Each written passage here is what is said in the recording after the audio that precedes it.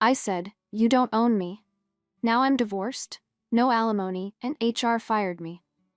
Honestly, I still can't believe how badly everything went sideways, but whatever.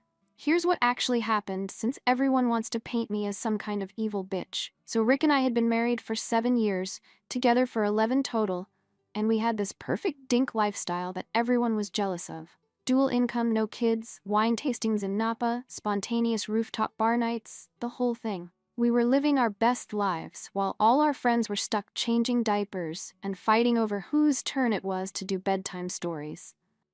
I mean, we made the smart choice, right? We could actually enjoy our money and our freedom.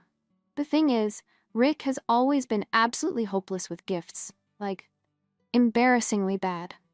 Early in our relationship, I'd get so frustrated because he'd show up with some random gift card or flowers from the grocery store for our anniversary. It was like he put zero thought into what would actually make me happy.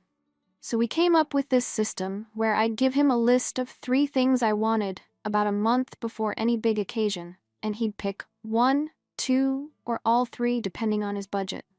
It worked perfectly for years because I got things I actually wanted. There was still some surprise element, and he didn't look like a complete idiot. But this year, as our 7th anniversary was coming up, something felt different. I kept thinking about how we were getting older, how we were in the last stretch of our youth. And honestly, I'd been seeing all these videos on Instagram about couples who were exploring outside their marriages and having these incredible experiences. The algorithm just kept showing me more and more content about open relationships, and these couples looked so happy and fulfilled. They talked about how it brought back the spark, how it made them appreciate each other more, how it was this amazing journey of discovery. I started researching it seriously, reading articles, watching testimonials, and everything I found was overwhelmingly positive. These weren't sketchy people or anything. They were normal couples like us who just wanted to experience everything life had to offer while we were still young enough to enjoy it. I mean, we'd been together for 11 years since we were practically kids, and Rick was only the 2nd guy I'd ever been with. Didn't we owe it to ourselves to see what else was out there? So when Rick kept asking for my anniversary list, I kept stalling because I knew this conversation was going to require the right setting, the right mood. I wanted him to really understand that this wasn't just some random whim, that I'd thought it through carefully, and this could be amazing for us. I planned this whole romantic evening 2 days before our anniversary, dimmed the lights, put on his favorite lingerie, made his favorite mac and cheese, chilled our favorite Merlot. I transformed our attic into this intimate little hideaway with candles and soft music, the whole 9 yards. He was so excited when he got home, grabbing my ass on the stairs and asking what the special occasion was. I told him tonight I'd finally tell him what I wanted for our anniversary. And he was grinning like an idiot, probably thinking I was going to suggest some kinky position he'd seen in a movie or something. Men are so predictable. I started slow, talking about how we were approaching the end of our youth, how we had maybe just a few more years to really explore our sexual desires before we got too old and settled. He was nodding along, probably thinking I was going to suggest role play or toys or something equally tame. But then I told him what I really wanted, to explore outside our marriage and see what the world had to offer. You should have seen his face. He just stared at me, like I'd told him I wanted to burn the house down. His voice actually cracked when he stammered, "What?" And I could see him starting to panic. So I grabbed him tight and tried to explain that I knew it was overwhelming. But I'd been researching this, and it had improved so many marriages, brought back the spark that couples didn't even realize they'd lost. That's when he completely freaked out and started ranting about how he didn't even know our spark was gone, listing off all the dates we go on and how often we have sex and our vacation schedule like he was reading from some relationship manual. It was honestly kind of insulting. Like he thought our relationship was just a checklist of activities instead of something that could grow and evolve. I stayed calm though, kept touching his arms softly, trying to reassure him that I was scared too. But that's why I'd found another couple who were also newbies and we could explore together. He kept asking how I'd even thought of this when I'd been planning it, like he was personally offended that I'd done research without consulting him first. I explained about the Instagram videos and how the algorithm had shown me all this positive content, how I'd spent weeks researching the impact, and it was overwhelmingly positive. When he asked why I didn't tell him while I was researching it, I said I wanted to be sure before bringing it up. I mean, why would I mention it if I wasn't serious about it? I even showed him pictures of the couple I'd found for us, zoomed in on the woman's best features, tried to help him see how pleasurable this could be. But he just shoved my phone away and made it clear he wasn't interested, wouldn't even consider it. I tried to stay reasonable, suggested we just try it once, or at least meet them to see if we wanted to go ahead. What could it hurt to just meet them? But he kept shaking his head with this stubborn expression, saying this wasn't the kind of marriage he'd signed up for. We went back and forth for hours, my voice getting hoarse, and I could feel tears building up because he was being so closed-minded about something that could really benefit us. When I finally realized he wasn't going to budge, I put on my nightgown and went to bed. I was too exhausted and disappointed to keep fighting. The next 2 days were awful. I barely talked to him, left early for work, came home late, because honestly, I needed space to think about what this meant for us. He was acting like I'd suggested something horrible instead of something that could bring us closer together. On our actual anniversary morning, he made me pancakes like that was going to fix everything, but I had a meeting and didn't have time to eat them. I spent the day thinking about how we'd reached this impasse, how he was so stuck in his old-fashioned mindset that he couldn't even consider something that might make us both happier. I ended up going out with my coworkers after work, and we went to this bar where I met these two guys who were really interesting and open-minded about relationships and life in general. We had great conversations about exploring boundaries and not letting society dictate what's normal or acceptable. One thing led to another, and I ended up spending the night at Lauren's place with them. It was exactly what I'd been talking about. Exciting, passionate, this incredible connection with people who understood that life is short and you have to grab experiences while you can. It was our anniversary, and instead of being with Rick exploring new possibilities, I was proving to myself that there was so much more out there than our boring routine. When I got home the next morning around 6, Rick was sitting on the couch with his coffee, looking all dramatic and wounded. He asked how it was without even looking at me, so I told him I'd gone out with coworkers and crashed at Lauren's. He stared at me with these accusing eyes and said he knew the truth, which was so typical of him, to be suspicious and controlling. I was exhausted and frustrated with his attitude, so I asked what he expected me to do when he was so stuck in his Stone Age beliefs. That's when he really lost it, saying I'd used his refusal as a license to sleep around. I told him the truth, that he doesn't own me, that if he wanted to explore too, I had no problem with it, but he couldn't stop me from living my life. It was a perfectly reasonable position, but he just nodded and whispered, "Sure, I won't," in this passive-aggressive way that made it clear he was planning something.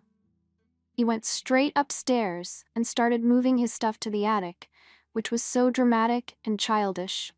I was too annoyed to deal with his tantrum, so I went to work and figured he'd cool off and we could have an actual adult conversation later. But instead of talking to me, he spent the day calling divorce lawyers like some kind of vindictive teenager. The next few weeks were this weird Cold War where we avoided each other completely. He was holed up in the attic like some kind of hermit, and I was trying to live my normal life while he sulked. I honestly thought he'd get over it once he realized how ridiculous he was being, but apparently he was more stubborn than I'd given him credit for. Then one Tuesday afternoon, I'm at home relaxing when this process server shows up at our door with divorce papers. I couldn't believe Rick had actually gone through with it without even trying to work things out. The papers cited irreconcilable differences, which was rich coming from someone who wouldn't even consider compromising. I called his lawyer's office in a panic, trying to understand what was happening, but Rick wouldn't even take my calls. That night when he came to get more of his stuff, I was waiting for him. I'd been crying for hours because I finally understood that he was serious about throwing away 11 years over one disagreement. I looked horrible, makeup streaked everywhere, but I didn't care. I begged him to reconcile, told him I was sorry, that I'd gotten caught up in the idea, but I loved him and we could fix this. I suggested counseling, said I'd drop the open marriage thing completely, that I'd do anything to save us. For a second, I thought I saw the old Rick, the one who used to laugh at my terrible cooking and plan our summer trips with me. But then he just shook his head and said I'd made my choice, that he wasn't the one who broke this. He grabbed his bag and left, and that was it. 11 years, gone. The loneliness hit me hard that night. I opened a bottle of wine and stared at the ceiling of our empty house, feeling both free and like I'd lost something important. At least my friend Lauren was supportive through all of this. She's the one who'd introduced me to those guys that night. And she kept reminding me that Rick was being unreasonable, that plenty of couples explore outside their marriages successfully. The divorce proceedings dragged on forever because I refused to just sign the papers without fighting for what we'd built together. I hired this great lawyer who pointed out that Rick had abandoned our marriage by moving to the attic, that I'd been the one trying to improve our relationship while he'd given up. But then Rick's lawyer played this recording in court of our conversation that morning after our anniversary, where you could hear me saying he didn't own me and couldn't stop me.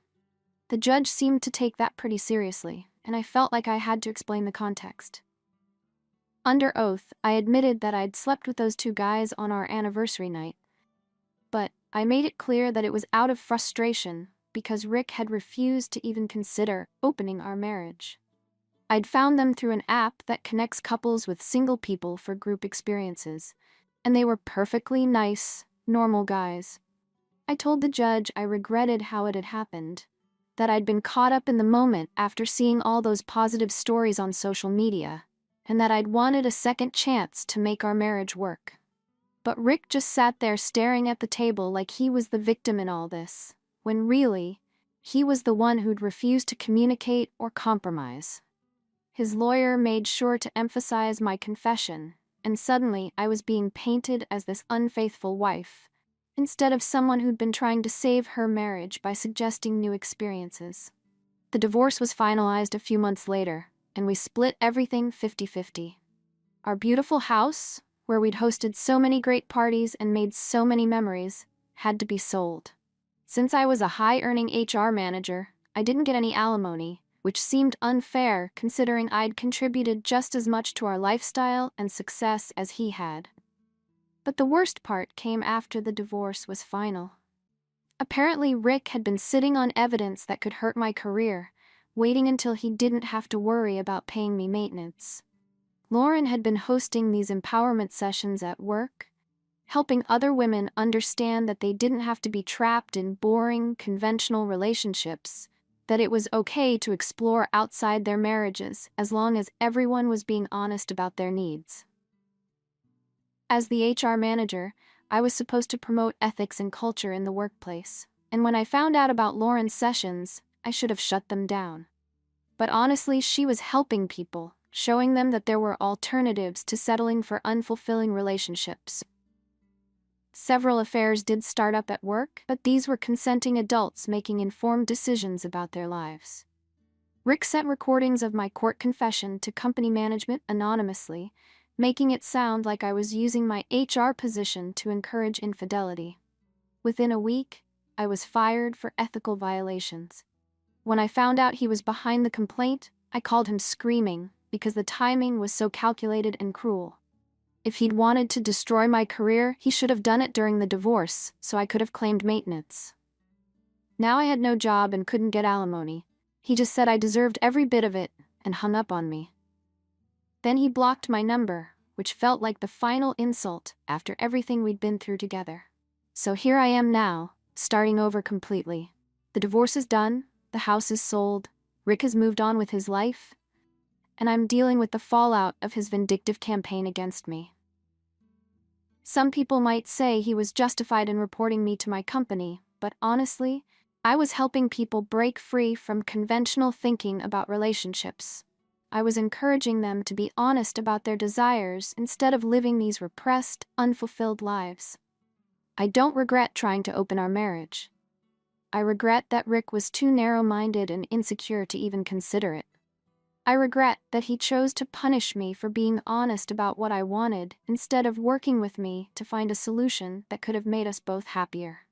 I regret that he waited until after the divorce to destroy my career, which shows exactly the kind of calculating, petty person he really was underneath all that nice guy facade. Lauren keeps telling me I'm better off without someone who couldn't appreciate my adventurous spirit, and she's right. Rick wanted to keep me in this little box where I could only want what he was comfortable giving me, where I had to pretend that 7 years of the same routine was enough for the rest of my life. He couldn't handle being with a woman who knew her own worth and wasn't afraid to ask for what she deserved. The truth is, if he'd just been willing to try it once, to meet that couple and see what it was like, we might still be married. If he'd approached it with an open mind, instead of immediately shutting down and getting defensive, we could have had this amazing experience together that would have brought us closer. Instead, he chose to be possessive and controlling, acting like he owned me, instead of trusting me to make decisions about my own body and my own life. I'm not sorry for exploring my sexuality with those guys on our anniversary. I'm not sorry for refusing to be owned by someone who wanted to limit my experiences based on his own fears and insecurities. I'm not sorry for standing up for other women at work who were trapped in similar situations with partners who couldn't handle their independence. What I am sorry about is wasting 11 years with someone who turned out to be so small-minded and vindictive. I'm sorry I didn't see his true character earlier, before I'd invested so much of my life in someone who would destroy my career out of spite. I'm sorry I believed he actually loved me when really he just wanted to control me. But you know what? I'm still young enough to start over.